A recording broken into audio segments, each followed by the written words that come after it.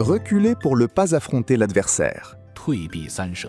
Cette expression fait référence à l'action de faire marche arrière pour éviter un conflit avec l'autre partie. L'histoire sous-entendue s'est déroulée à une période critique du développement de la principauté de Jin. Après la mort du prince Jin Xiangong, le Jin a été plongé dans un conflit civil.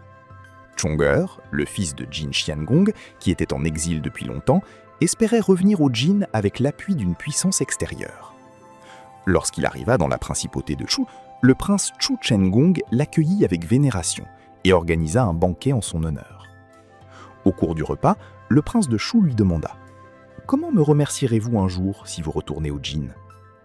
Chong'er répondit « Le Chu est une grande principauté, dotée de nombreuses terres et riche en ressources naturelles, donc je n'ai pas les moyens de vous rendre cette grâce.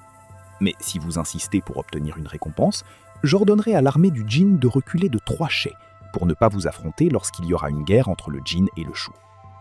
Après ces retraites, si vos troupes avancent encore, je serai obligé de les affronter avec toutes mes forces. » Enfin, Chong'er retourna au Jin, monta sur le trône et fut connu sous le nom de Jin Wengong.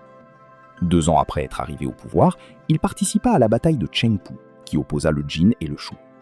Jin Wengong tint sa promesse en ordonnant à ses troupes de reculer de 3 chais, équivalent à 45 km, puis d'avancer pour affronter et vaincre les ennemis.